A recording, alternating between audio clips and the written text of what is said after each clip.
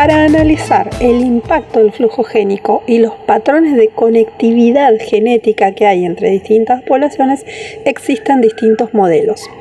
El modelo del continente isla es el modelo más básico y considera que existe una población fuente muy grande, tendiendo a infinito, aunque obviamente ninguna población es infinita, pero es una población muy grande, y una población receptora que es una isla, entre comillas, no tiene que ser una isla en términos geográficos, por supuesto, ¿no? Es una isla en términos de una población que está aislada y que funciona como receptora. Entonces esa población aislada receptora es mucho más pequeña, pero mucho más pequeña en relación a la población fuente, y la incidencia que puede tener la migración de continente a isla es muy importante, puede modificar las frecuencias alélicas existentes inicialmente en la isla, mientras que el flujo reverso de isla a continente no tiene ningún tipo de incidencia sobre el continente.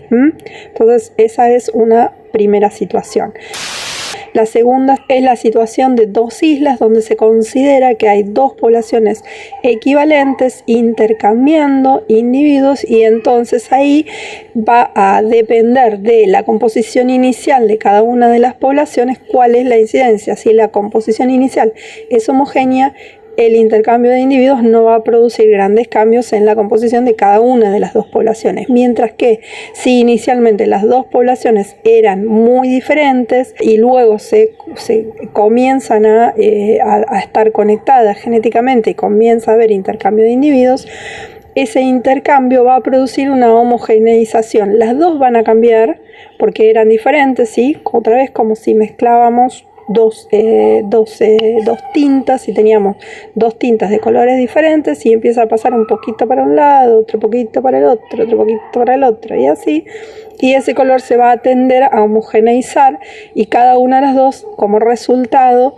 van a ser diferentes a la población inicial y muy parecidas a esa nueva composición que van a tener.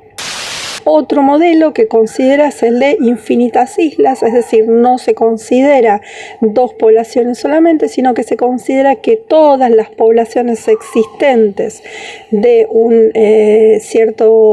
una cierta especie que conviven en un territorio están intercambiando individuos de manera constante. Entonces, en vez de tener una especie de diagrama de 1 a 1, vamos a tener una especie de patrón de red, pero fuera de eso es bastante parecido. Todos estos modelos entonces indicarían que las poblaciones tenderían a ser homogéneas, y por eso Meyer decía que el flujo genético era muy importante para mantener a las poblaciones cohesionadas como una única unidad evolutiva. De otro modo comenzarían a empezar a tener historias independientes y a hacerse cada vez más diferentes y a iniciar caminos evolutivos diferentes. Y de hecho ocurre y puede ocurrir, digamos. Todos los modelos son simplificaciones, son reduccionistas y son simplificaciones muy artificiales que hacemos para poder estudiar una determinada cosa. Unos modelos que intentan acercarse un poquitito más a tratar de ilustrar de mejor manera lo que ocurre en la realidad son los modelos de Stepping Stones.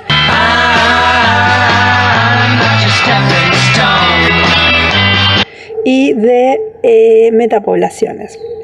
Las stepping stones son las piedritas esas que nosotros vemos cuando hay que cruzar un curso de agua y van apareciendo algunas piedritas y vamos saltando. Stones es piedras y stepping es dar pasos, ¿sí? O saltar de una a la siguiente.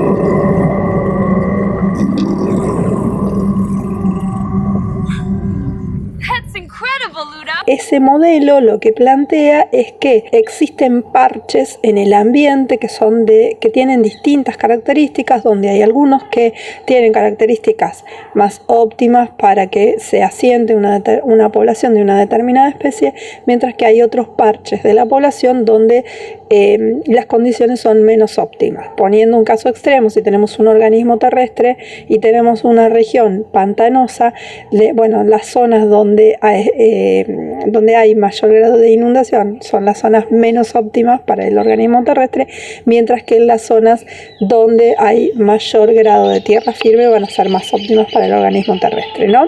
Por supuesto que también varía con el tamaño del individuo y del grado de dispersión. Si nosotros pensamos en un mamífero grande, los parches van a tener un tamaño, mientras que si pensamos en un colémbolo, que es un artrópodo muy muy chiquitito, los parches van a ser muy muy pequeñitos.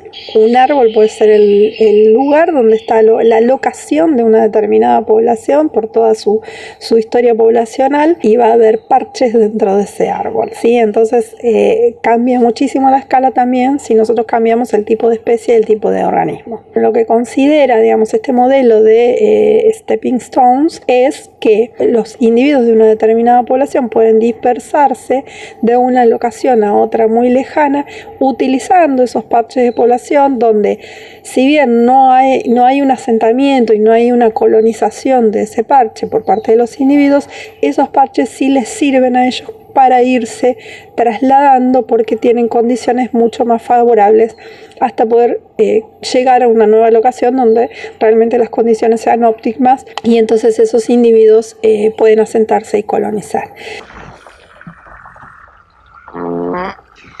Careful, Ludo!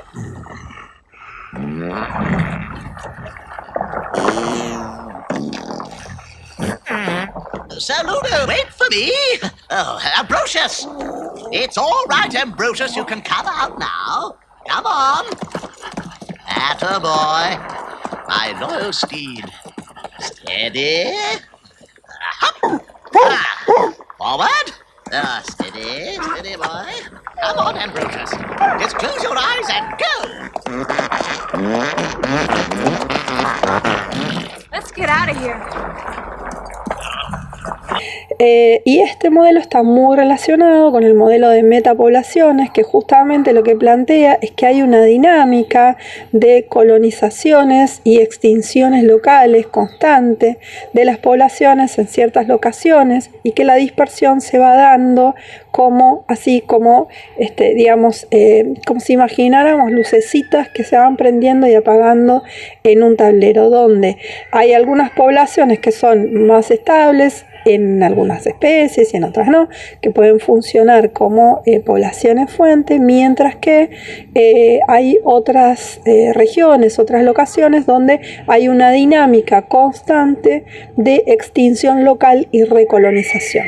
Y por supuesto, la composición genética de todas esas poblaciones está cambiando de manera constante dependiendo de cuál es la fuente, de si hubo una fuente o dos o tres o más fuentes, de cómo se van generando esas nuevas poblaciones a partir de los individuos que van colonizando el territorio.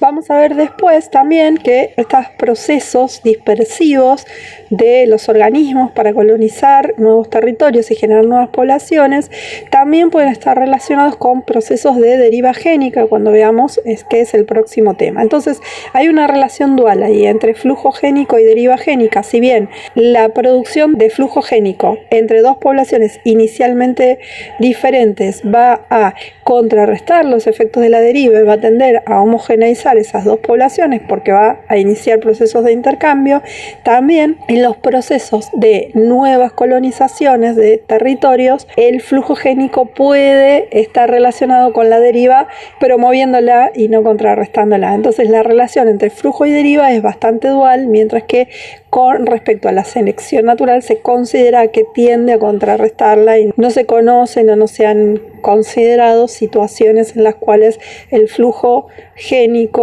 y la selección natural vayan en un sentido y se sinergicen.